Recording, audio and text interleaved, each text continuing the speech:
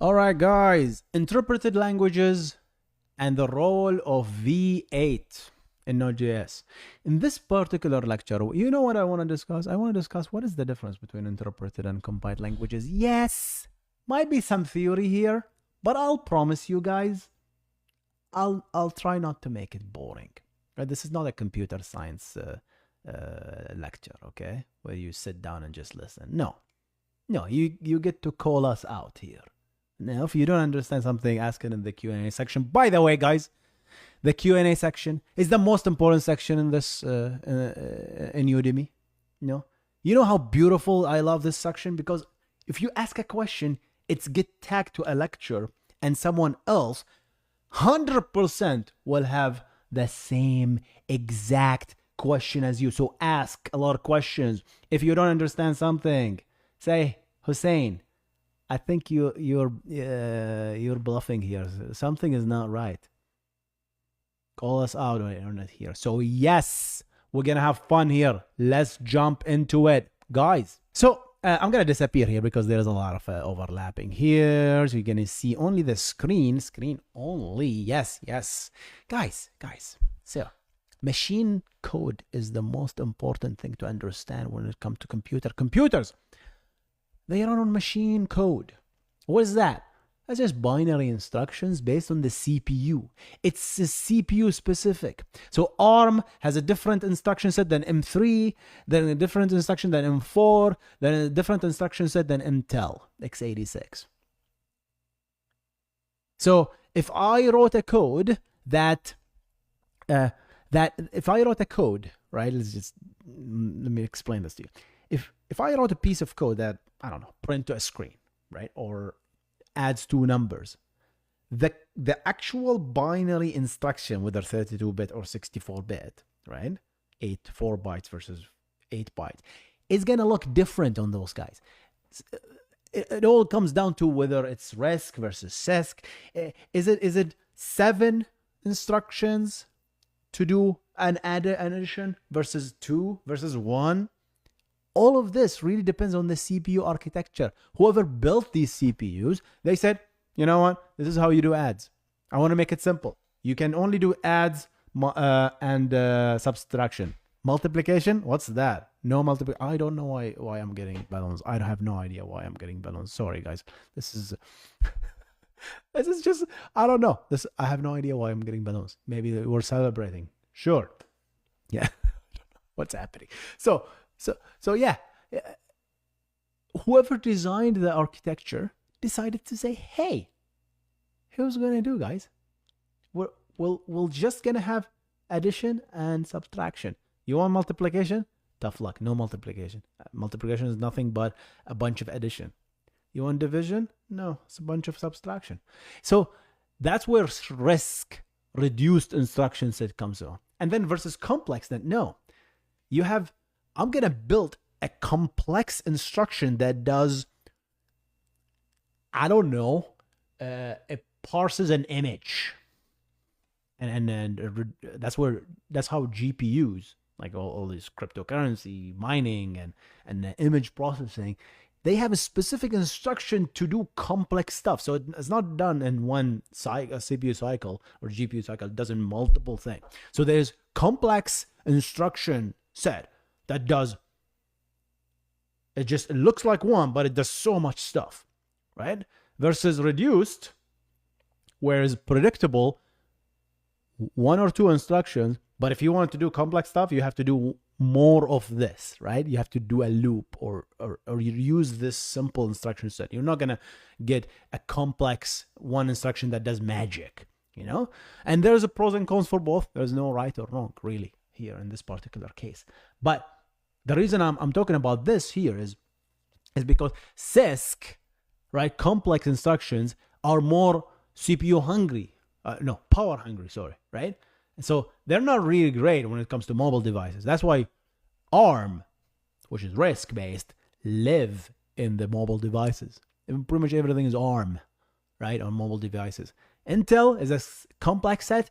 So these complex instructions kind of they take a lot of power, but they're easy to write against, right? You write code against it is easier than writing ARM code. So this comes back to the next step. That right above that machine code, which is just a bunch of binary, is assembly, which is almost like one-to-one to this to the instructions on the CPU, right? So we have, hey, I want to move the value of 1 to the register, right? I want to move 3 to the value of the register. I want to add to register 0 to register 1 and store the value in register 3. And then I'm going to store register 3 to this memory address, right? 4 instructions. This looks like a CESC, right? RESC instructions. Very simple. But they are just doing, if you look at it, the high level language is just 1 plus 3 and store it in a variable, right? That's what it is. But it is easier to write assembly than, of course, binary code, right? Which is machine code. But that's what we need to understand, right? So let's assume that the machine code is equivalent to the assembly. It's like one-to-one. So every time I'm going to show assembly, I really mean the machine code here, right?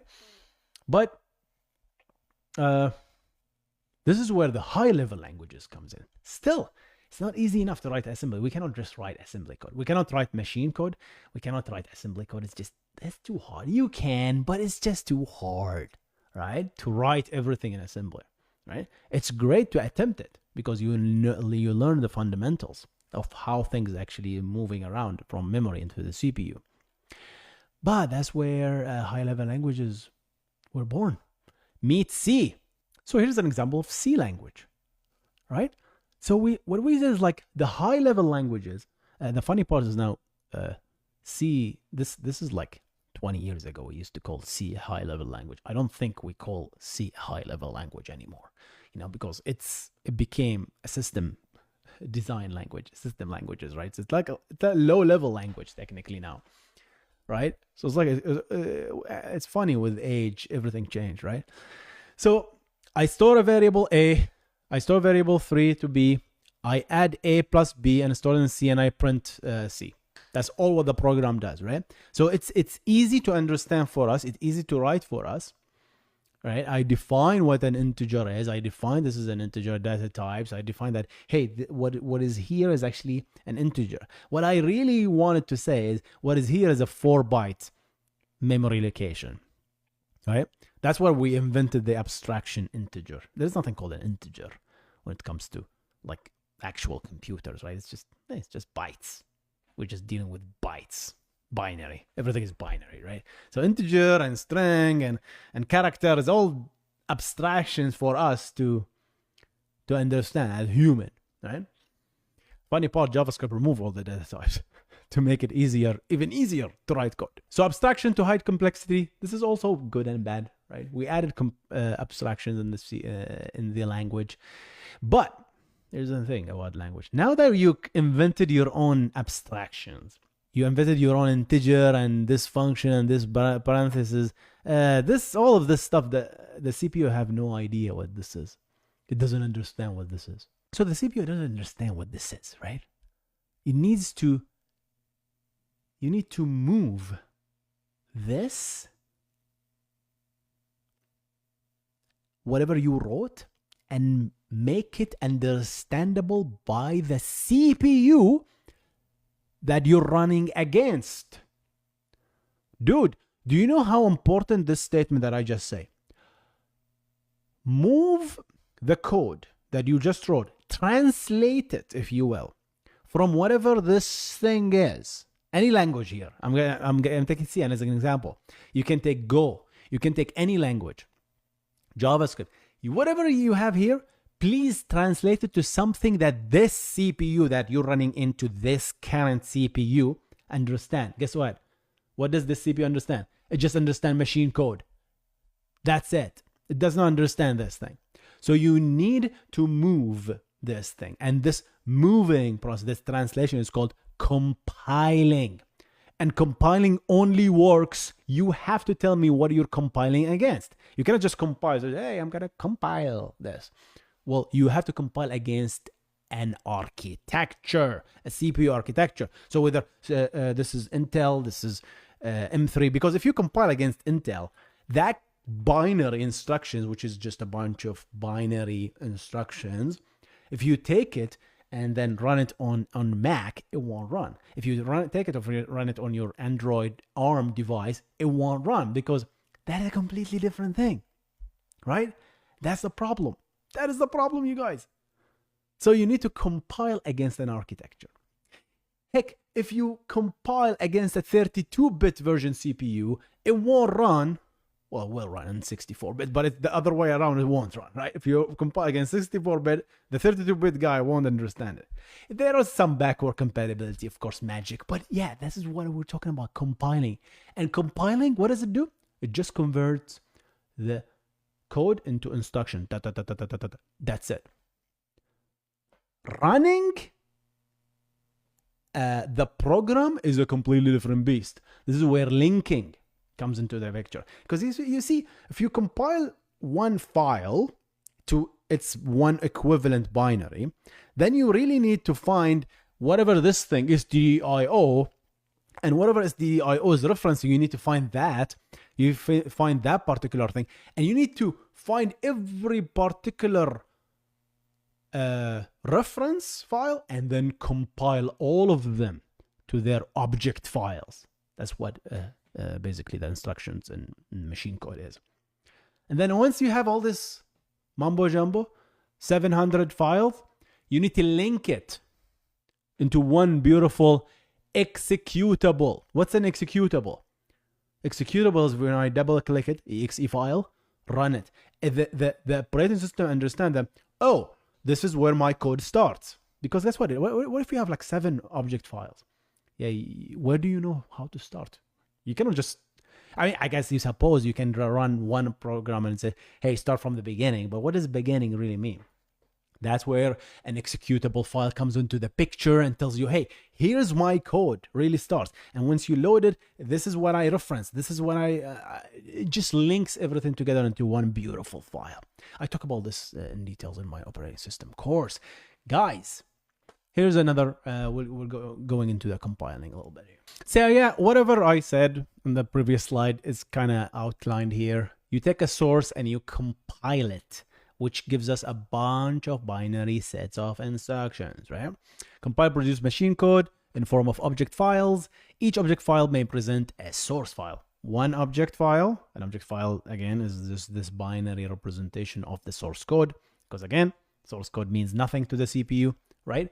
And compiling also remove all this comments that you might have. And also compilers are smart enough. So it's like, all right, you've added these two variables together, but you really didn't do anything with the results. So I'm not going to even bother do the execution. That's what's called optimization, compile optimization. So try to be smart about it. Sometimes compilers try to be too smart and gives you unexpected result, let's say. Object files are not ready to be run. They are not ready. You cannot just double click an object file and run. Yes, they are instructions, but that's not how it works. You need more context. So they need to be linked to create executable. So what are examples of compilers? GCC, GNU, Clang, Rust, C, Go. Linking. Let's take a look at linking. Here's an example. So linkers, most compilers are actually also linkers, right? But by default, when you compile, you link, right? You don't really know the difference between the, you can't tell, but when you compile, you really want to see if there are errors in your code, but also you really want to run. So compiling almost always link by default, right?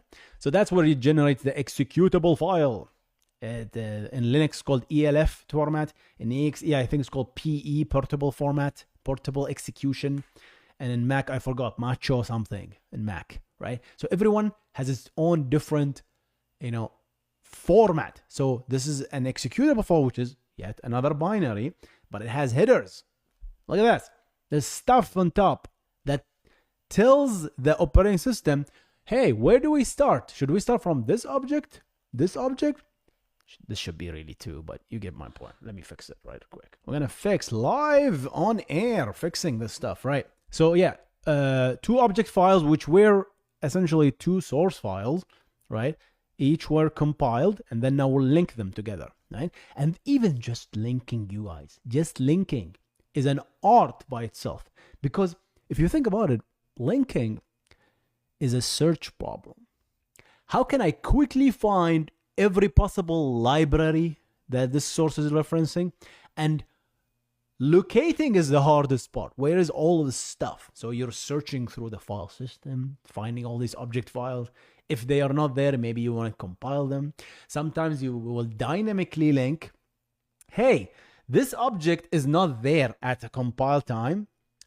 I'm not going to actually put the object inside, but trust me, bro, when I run this executable on the other machine, that object will be there. Don't worry about it. An example is CLib. The standard C library is available everywhere. So even if I don't include it, which is huge, right? I don't include it in my executable as an object file. If I run it somewhere else, boom, it's there. If it's not there, you get an error. So an example of linkers, LD, gold linker, LLD, mold, all of these are linkers. Each linker brags that, hey, we're faster, we're 20 millisecond faster, or 100 millisecond faster. It adds up, you know.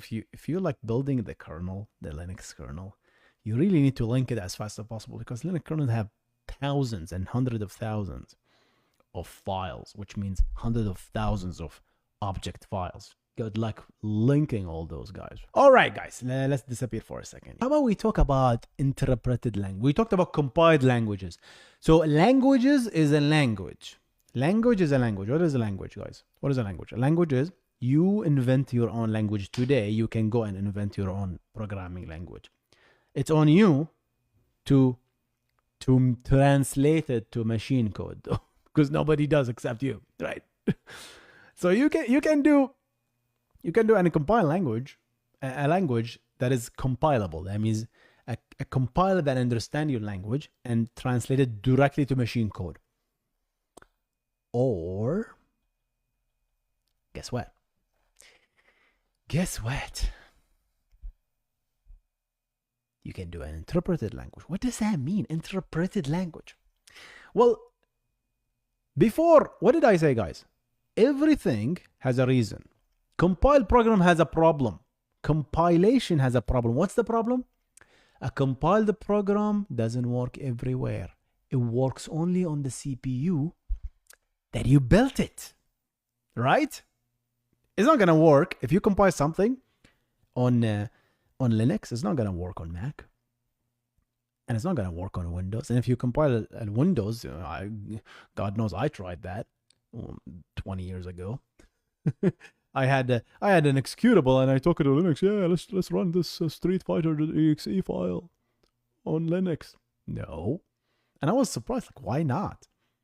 Well, it makes sense because it's compiled first. The ELF different. The executable format is different, of course. So the executable format is different first, right, guys? It's completely different, and so the operating system won't understand unless the operating system says, "Hey, I want to support Windows executables," so they would support that. But even then, it's up to the CPU to understand whatever you compiled against. Does that make sense? So yeah, so this is a problem with the compiled languages, you guys. Right? If you compile language, you have to compile against an architecture, against a binary, against the, whether 64-bit, 32-bit. And yeah, it's not convenient, is it? So meet interpreted languages. Here's the question we want to answer. Can I write my code once and run it everywhere? Yes, sir, you can. And that's where Python, JavaScript, Java, they become popular. Why?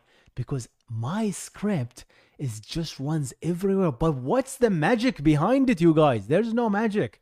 You're still stuck to CPU. Remember, it's not magic. You need to convert your interpreted language to the CPU, to the CPU instruction. So here's what they did. Listen how smart this is, right? He said, how about this? We're going to compile. We're going to build something called the runtime. which is a compiled language. Python.exe is a compiled language written in C. Node.exe is a compiled language written in C. Java is a compiled written in whatever language. I forgot what it is. So they write these runtimes and they compile it for every possible operating system on earth. You have Python. Here's Python for Mac. Here's Python for Windows. Here's Python for Ubuntu, whatever, Linux, Mac. Here's Node for this. Here's Node for this operating system. So they just do the legwork to compile all these runtimes. Your script is just what? It's just an input, you guys. It's an input to these programs. So your thinking scripts are just input. They become just input. All this Python code, JavaScript, they just, hey, just a file. Hey, run this. So you really need for this to exist. This runtime must be installed first on your machine for you to run your JavaScript, for you to run your Python, for you to run your Java code. So there is this extra layer, which is beautiful, right? Because now I have the runtime, and then my code comes on top of it. And my code is nothing but just a string input. And the runtime understands it and then interprets it to machine code. That's the trick behind runtime languages. That's what you need to understand. That's the most critical part here about runtime. We must have a runtime, node.exe if you're on Windows, node binary if you're on Linux. And then node.exe, let's talk about node specifically now because this is a node course, is compiled program for every OS and CPU. So if you have Mac, you will go to node.js.org and download the node runtime for Mac, right? Because someone compiled node for M series Mac. Someone compiled node for Intel-based Mac. Someone compiled node for ARM-based architecture. And you have to download the right one. Nothing has changed. You see how beautiful and understanding the fundamentals really here? So you're now at the mercy of this extra thing. The real program is not your stinking script, right? It's not your hello world. It's actually the Node.js exe. That's the real program. To the OS, as far as the OS goes, they are not executing your code. They're executing Node code. And Node code uses V8 and uses this library and uses this and this and this, linked all of this stuff together into an executable. And then Node takes an input that happens to be JavaScript code, and Node understand that, oh, if you write var x equal 1 plus 2, plus here really means a plus, an addition. So go and interpret this thing, the string, really bytecode, not really a string, into this machine instruction. Do you see? You see the magic there? It's just interpreted. Oh, I saw this, do this. Oh, I saw this, do this. Oh, I saw this, is it? It's just literally interpreting line by line. If you see this, do this. If you see this, do this. That's what a runtime is. A runtime just scans your code and they say, hey, if you see this, do this. If you do this, it's really an if statement if you think about it. I'm oversimplifying it, of course, being a little facetious, but I'm a little bit being a little facetious, but I'm oversimplifying it. But that's really what it is. You know, you look at the script and then one by one. And now interpreted languages, if you really think about it, it is slow. It is slow. Why is it slow? Because we're checking and then executing, and checking is so the real code is doing two things, not one. Not like if in a programming language, if I run something, I just run. Hey CPU, go and execute this instruction. That's it, done. But in an interpreted language with a runtime, no, there is the runtime code that does its garbage collection and scans the code and try to understand and then execute. So the 2 steps, a little bit more than that. That's why some people say interpreted languages are slower, right? And that's where V8 comes into the picture. V8 does the interpretation, right? So yeah, we're not gonna lie here. We're not gonna sugarcoat it. Yeah, interpreted languages are slower, sure. But we have tricks up our sleeves.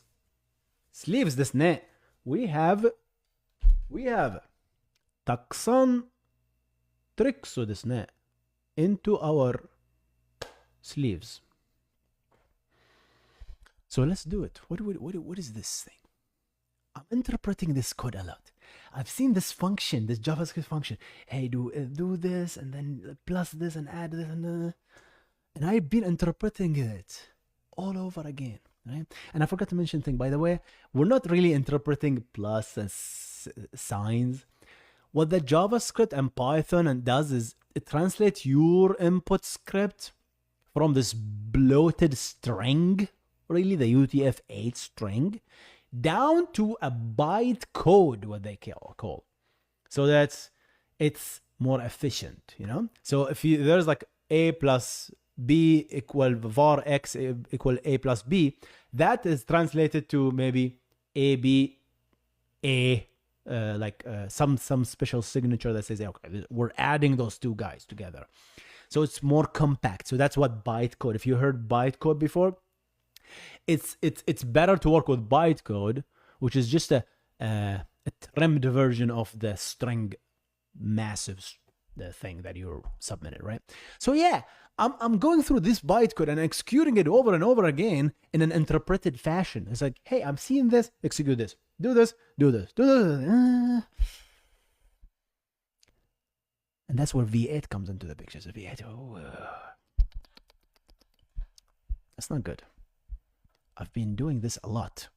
I've been parsing and executing, parsing and executing, parsing and executing. How about take this function, literally compile it, actually compile it. Yes, just in time, in runtime, compile this function. That is JavaScript, might I say. Compile it to machine code and put it somewhere. Where do we put it? We cannot put it in the text area. Text area belongs to the Node.js process. And again, I really encourage you to watch my operating system course. Check it out. Okay? Text area it belongs to the Node executable. That's Node's code. You cannot just, it's a read only. You cannot just write stuff to it.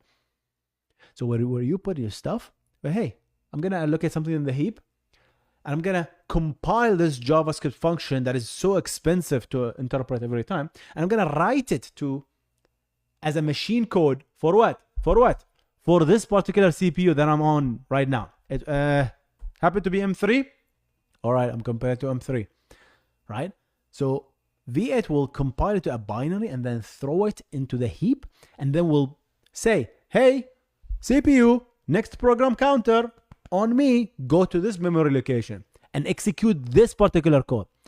And the CPU, there's no longer dancing. We're no longer dancing. Hey, if you see this, do this. If you see this, no. No, just go. Hardcore. Execute the stuff immediately. And that's where JIT comes into the picture. Compilation on time. So garbage collection, you guys. So memory management is really tricky. Really, really tricky, guys.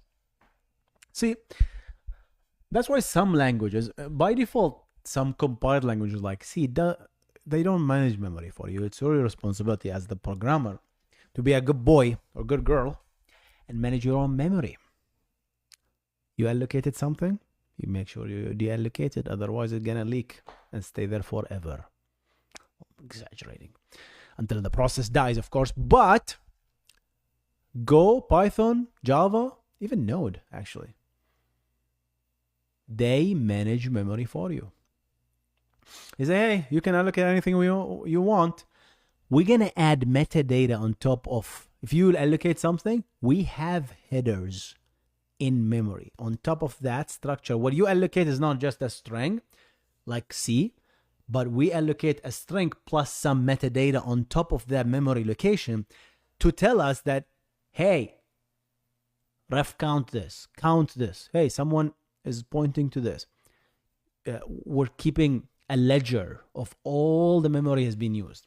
And we're going to show in a minute that these graphs of memory, they are talking to each other, these objects. It's so beautiful when you understand all this stuff. So I know, not me, of course, but the runtime node knows that, hey, nobody's actually using this piece of memory. The garbage collection can kick in and then scan. That's the most dangerous part, you guys, scanning.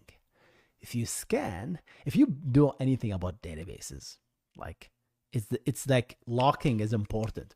If you touch something and you want to make sure nobody actually changes it, you place a lock on it.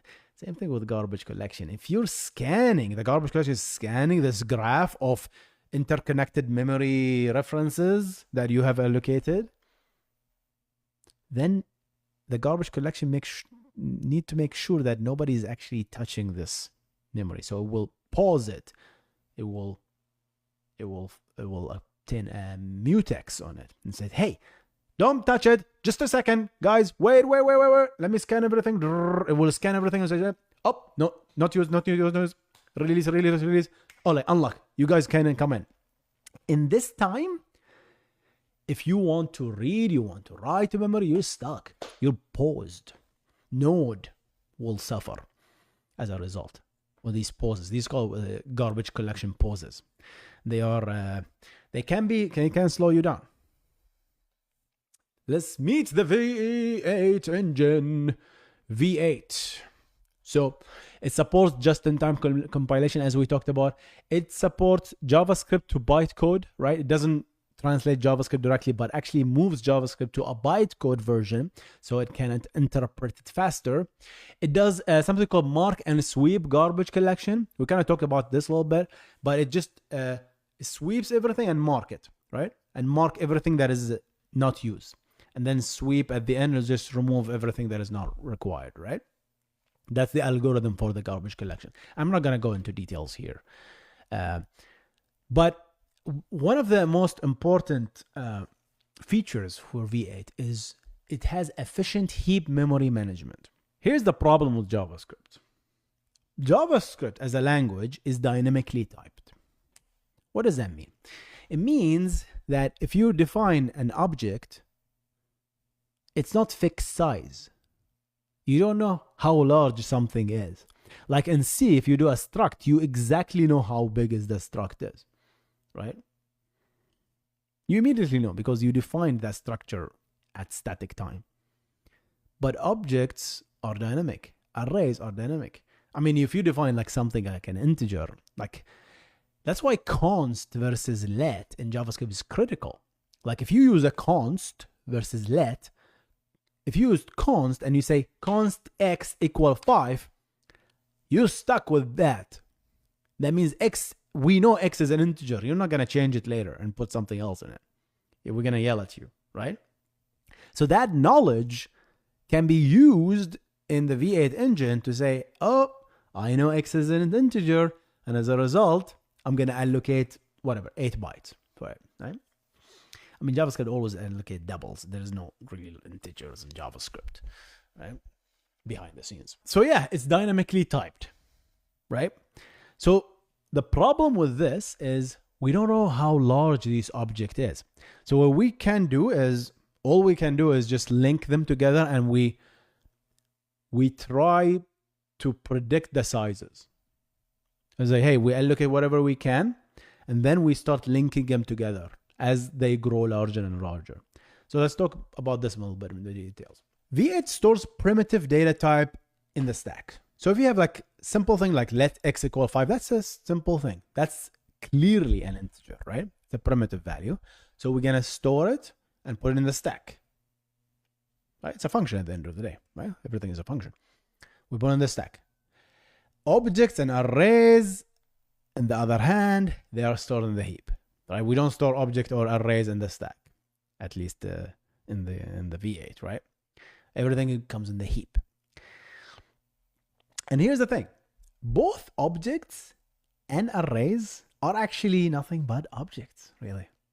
An object is, if you know what an object is as a key value, right? Key value. An array is just literally a consecutive values of things. But in JavaScript, we treat object and arrays as objects. And here's the important part. The object has two actual native arrays, right? The first thing is called properties, and the second thing is called elements. And this is what an array really is here, and the element space.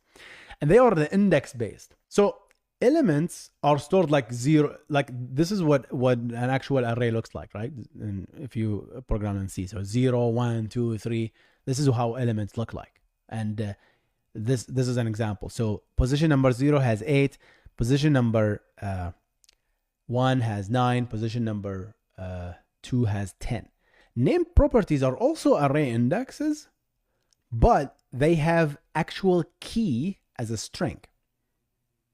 And in this particular case, like X has the value of 90, this is properties will store the value 90, an array 90 with the value 0. But there is another location that says, hey, X is actually on position 0. Did you see the trick here that we're playing? So we're always storing things as arrays, if you think about it. Properties are arrays, but the only trick here is we're storing a pointer. Not quite, but it tells us that this key lives in position 0. This key lives in position 1. So you can pinpoint and jump into that. It's going to become clear as well. I have more diagrams for that. Don't worry about it. Don't worry about it. It's going to become clear. But here's an example. If I have an object, this is going to become the properties array. It's going to become 90. If I have this, for example, I have A as a key 10, B as a key 20, and then 0 as a key 30. So in this particular case, we only have two elements, two properties, 10 and 20, right? But the index based in this particular case, we have 30 as an element because, again, index based, like an integer based, or elements. Named properties are properties. Let's go through some more examples here. It's gonna be interesting. I love this stuff, guys. It took me a while to draw these funny diagrams. So let's get into it. I know this lecture is getting longer, but trust me, you can take a break, right, and then come back later. That's fine, right? So let's say I have this example code, right? I have a primitive value x equal 5, and I have an object a10 and b20. No arrays here, just objects. And here's how it looks like in the process stack in node code, right? Here's the process. Here's node process, because technically your code will just live in nodes process, right? Here's the stack, and here's the heap, and there's the text code. This is the data section, which is just a static variables. But here's the thing. Double x equal 5. Get everything in JavaScript will be stored as doubles, right? So x here is just an 8-byte, which is 64-bit. And then we have stored it here. But the pointer, we're going to store y here as a pointer to a memory location in the heap, which has this puppy right here. What is this? It's the y object. And the y object has two things. It has a pointer properties and a pointer elements. Here we don't have any elements, right? Because there are no integer based arrays, right? Like no, but like index based arrays, there are none here. So we have only properties. So what is this properties? Just an array. What are the values? Forget about the a and b for a second. 10 and 20, that's the array. That's the value. So 0 has 10, 20 has what? 1 has 20. These are the values, 10 and 20. That's how I actually store as properties. Wait a minute. What if I want to get y.a then? How do I get y.a? Well, if I specify a, I don't know which one is a. That's where the y object has another something called hidden class, which has the property descriptors. So it's yet another array that says A. It's an array where the position is matching the position of the properties. So in this particular thing, the content of A, 0, is the key A. The content of 1 is the key B. So now this is where you will see the cost of doing business, guys. If I do y.a, what happens is I go all the way here and I scan this entirely, the linear scan. Where is A? I want A, guys. Because what we really need, if I say y.a, that means I want 10, right? But how do I know where is 10? I cannot scan here because I have no idea what A is. So what you do is you follow this key, the property pointers, and you find A. Sub 0, is this A? Nope. Yes, it is A. We found it from the first try. Yeah, well, which index is it? It's 0. Well, if it's 0, that means I can use properties sub 0 to get the index to get the value to. Let's do y.b. Y.b, well, B, I'm looking for B, so I guess scan this, and this is all what we're describing here is node code. Node actual code, actually VA to be specific, which is linked by node, right? And I'm looping through this goddamn thing. I'm just looping through this. It's like, all right, I'm looping through this. I say, all right, is this A? Is this B? I'm looking for B now. Nope. Go to the next element. Is this B? Yes. Which element is this? Which index? Oh, the index 1. All right, so now you found that B is actually index 1. That knowledge can be cached because it's expensive. Remember, we jumped into another completely memory location to do this thing. And that is the expense, you guys, here. To do that, we have B, and we have now position 1. Immediately, once you know 1, you can go immediately to that, right? That's the beauty of arrays, right? Arrays, if you have the index, you go immediately jump to that memory location because you know these are fixed size arrays. So that is how the V8 engine object works, right? Guys, I want to take a break a little bit here. There's so much here. This is how things are today. I gotta remind you. That does not mean you have to listen to whatever I say here, or you have to follow whatever those guys built. You can find a better way of doing this. Those guys spent years building this thing, and they came up with this approach as the optimal approach for building objects and arrays and dealing with this. And they said, hey, we're going to do this. I know it's going to be slow, but we're going to build it better. And we're going to build caching on top of it, which is the next topic here. It's called inline caching. They solve all these problems, right? But you got to remember that never, ever stick to any one design. Listen, understand how it works, but have this inside you, the willingness to improve something, anything here can be improved. Let's get back to the course. Arrays. How are arrays? Arrays are easier. Arrays are just directly elements. So if you do z sub 0, you have to tell me the index to loop through the arrays. So you have boop, you can loop through 90 and 80, right? So arrays are stored in elements section in this particular case. But still, it's an object. It's called a z in this particular case. So z points to this memory location, and this is the object here, right? And so you can have an example where we have both properties and elements, right, in the same object. That's a little rare if you ask me, right? You don't really put, if you either, I suppose you can have array of objects, right? That's also nothing different, but then another yet of these guys will be here, right? The actual object will be as arrays, right? But if you think about it, it's all just nothing but objects talking to objects, right? Let's talk about inline caching.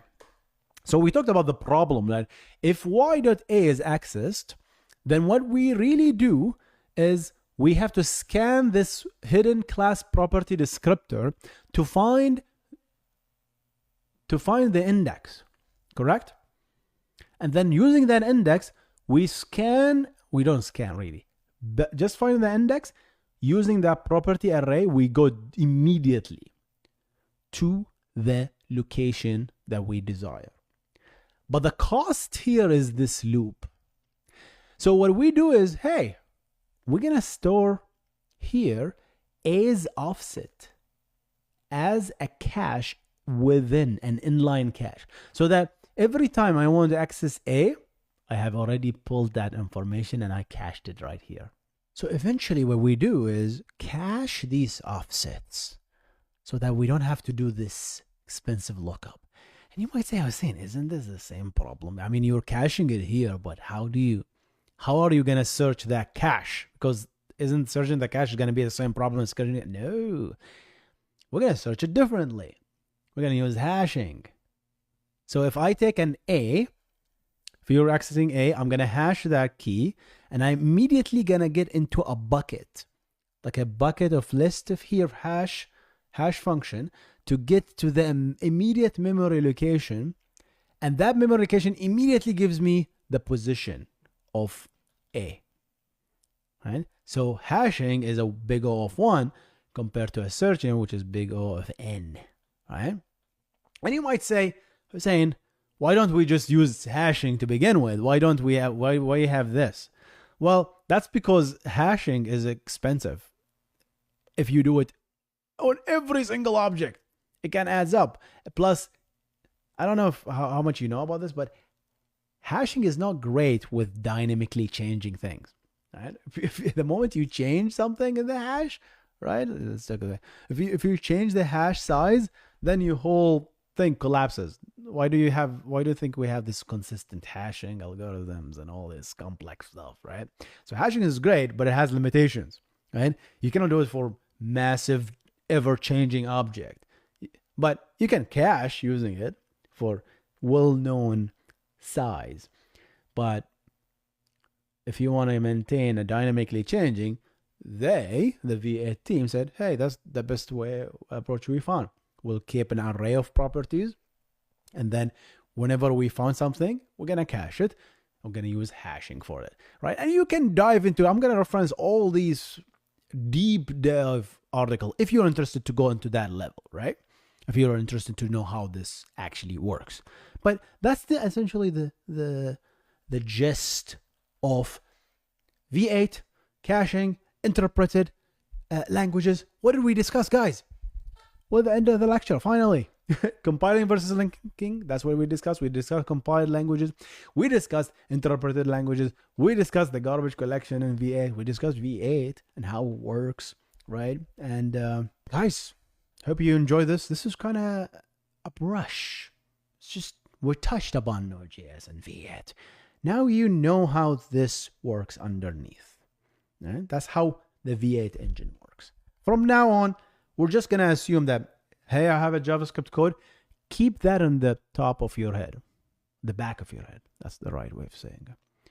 That every script that runs, there is all this stuff that's happening behind the scenes. So there is a cost. And but by just understanding the cost, that's enough.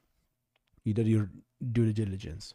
The next thing is just, if you face a problem, you know that where could the problem be? Who knows? Maybe one day you will be submitting a pull request to improve a bug or fix a bug in V8 or libuv or Node. And that's what makes me happy. Ready? Let's go on to the next lecture.